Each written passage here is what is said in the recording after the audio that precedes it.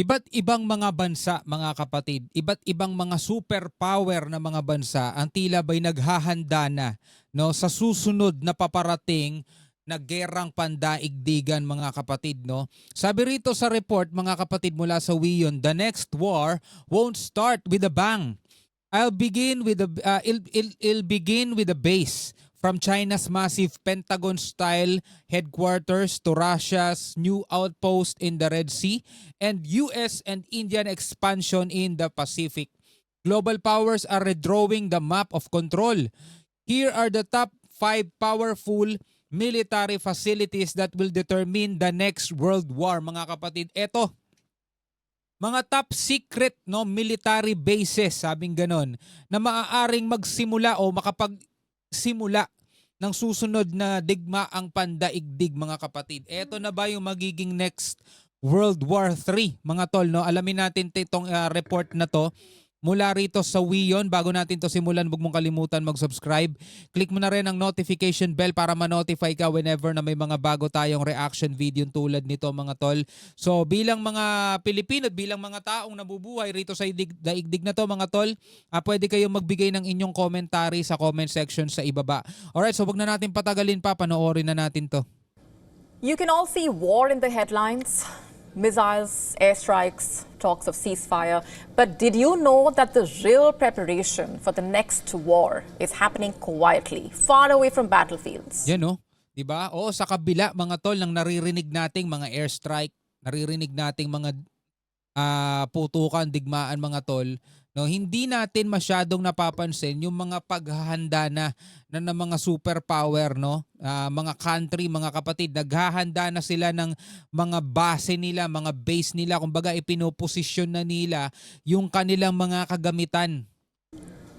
We are talking about massive bases being built or being reinforced by the world's top military powers. By the world's top military From Africa's powers. Red Sea coast to the heart of the Pacific Ocean, there are military bases in the places you've probably never even heard of. But they could end up defining the next war. Here's a look at the world's most powerful bases that could shape the next world war.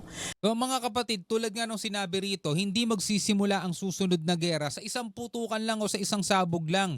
No, ngayon pa lang, mga tol, pinaghahandaan na nila yan sa pamamagitan na pagre-reinforce o paggawa ng mga malalaking mga base o mga military base na talagang, alam mo yun, nakaposisyon na, nakahanda na kung sakasakaling sumiklab nga ang susunod na digmaang pandaigdig, mga tol, nakaredy na sila. Let's start off with Russia. It's reportedly building a strategic naval hub in Port Sudan. In February, the Sudanese foreign minister confirmed that Russia will build a military facility in the East African nation. The base would give Russia access to the Red Sea, which is a major global trade artery. Once it's constructed, Russia will join the US and China in the region. Now remember, the Red Sea is among the most strategic waterways of the world. It connects the Suez Canal to the Indian Ocean. About 12% of the global trade passes through it.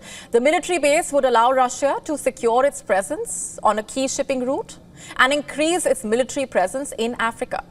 And let's not forget, the future of Russia's naval presence in the Mediterranean was thrown into question when former Syrian dictator Bashar al-Assad was overthrown in December 2024. Russia began withdrawing assets from Syria, raising doubts about the future of its military presence in the country. And so naturally, Port Sudan would be of strategic importance to Russia. Next, we look at China. China is Ito, no? Lagi nating napapanood to. So Russia, ito China.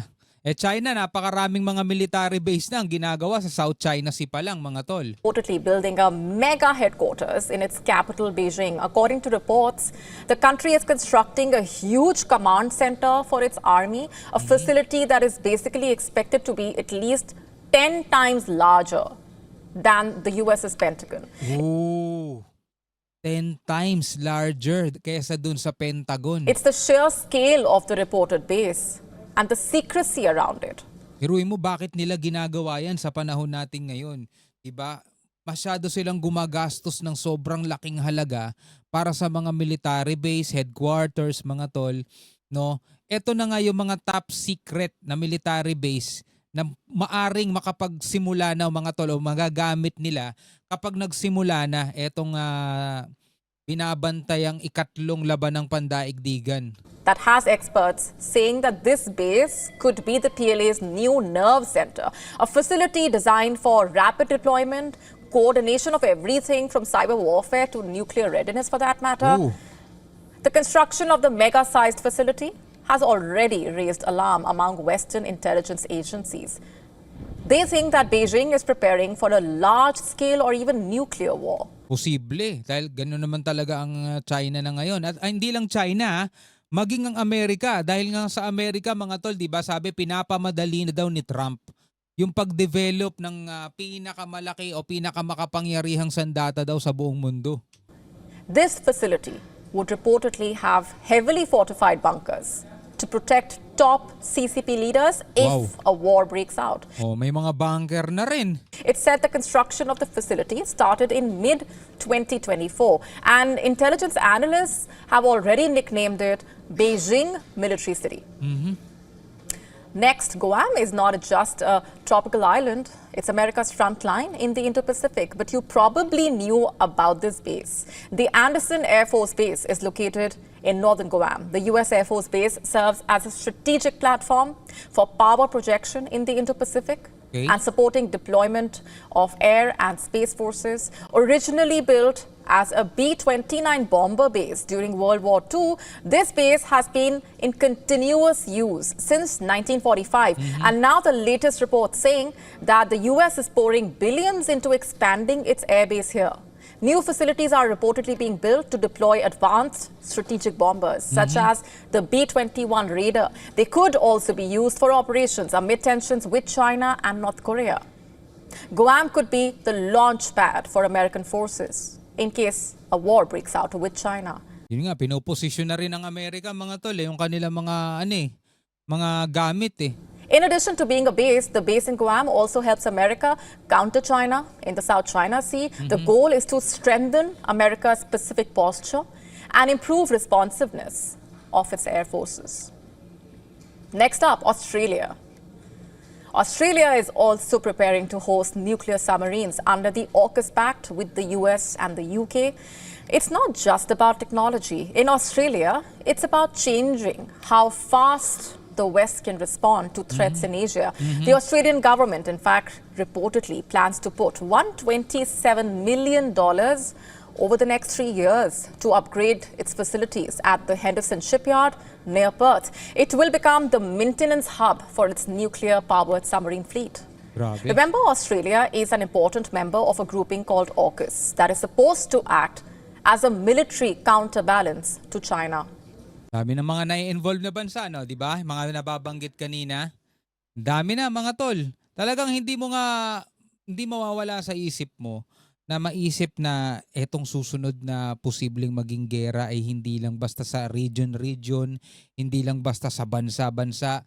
Eto'y pandaigdigan na talaga mga tol. Kasi sila tag dito, kumakalat na sila sa buong mundo mga tol. Halimbawa na lang 'di ba sa Amerika, may mga base sila sa Pilipinas, sa Japan, sa South Korea, mga tol, sa Guam. Kumbaga pinoposisyon na nila mga kapatid yung kanilang mga army, yung kanilang mga assets, yung kanilang mga kagamitan, 'di ba? Tapos patuloy ang pagde-develop nila ng mga malalakas at mas pinalakas pa na mga sandata na talagang matuturing mong pwedeng tumapo sa ating lahat pag nagkataon no. Noong isang araw binilang natin kung gaano karami yung mga nuclear warheads dito sa buong mundo. Pinakamarami yun sa Russia, 'di ba? Ngayon Russia gumagawa rin sila ng base pa nila. Tapos sa China nagde-develop din sila ng kanilang 10 times na mas malaki pa kaysa dun sa Pentagon. Tapos may mga bunker pa na posibleng tuluyan ng mga top PLA officials mga tol kung sakasakaling pumutok na nga itong labanan na to. Grabe. Kawawa naman tayo mga ordinaryong tao lang, no? Wala tayong mga bunker. Yung mga mapagtataguan natin, mga kanal na agad eh. Mga na agad eh. Tawag dito, mga Poso Negro agad eh.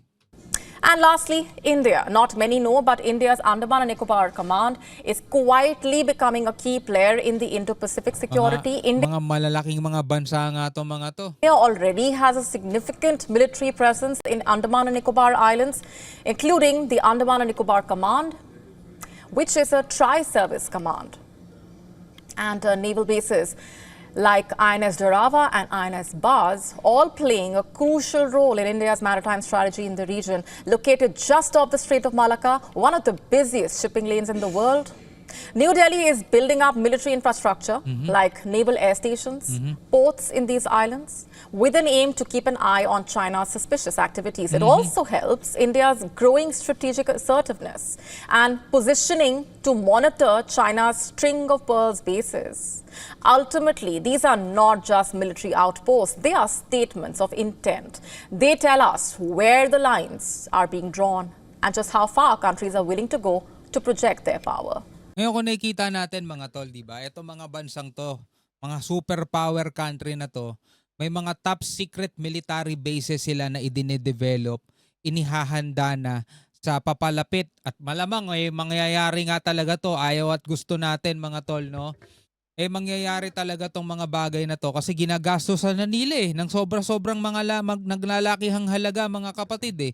Diba? Ginagastosan na nila, pinaposisyon na nila, nagde-develop na sila ng mga nuclear arsenal nila mga tol. Ang Pilipinas kailangan maging handa. Hindi tayo pwedeng pakampante. Do ayaw natin ng gera pero hindi natin kontrolado kung ano ang nasa isipan ng mga leader ng iba't ibang mga bansa lalo na ng mga superpower country.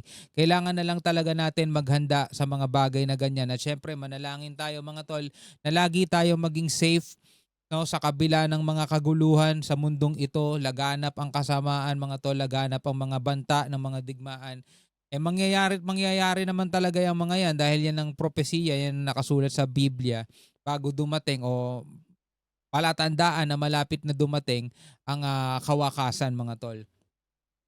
Sure, we may not be in a world war, but make no mistake here, the world is arming for one.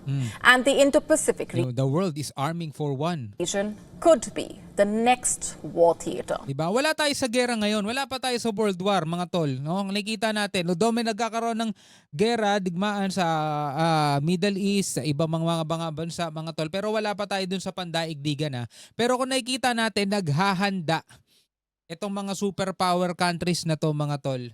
At sa ngayon nga naglalabanan, 'di ba? China at saka Amerika nagkakaroon sila ng gera ngayon sa pamamagitan ng tariff war o trade war nila mga tol, 'di ba? Ay grabe. Ano na kaya ang sasapitin ng ating daigdig? Bilang mga Pilipino mga tol, ano masasabi mo diyan? Comment ka na lamang sa ibaba. Hanggang sa muli, ako nga pala si Shobaldi. Peace out.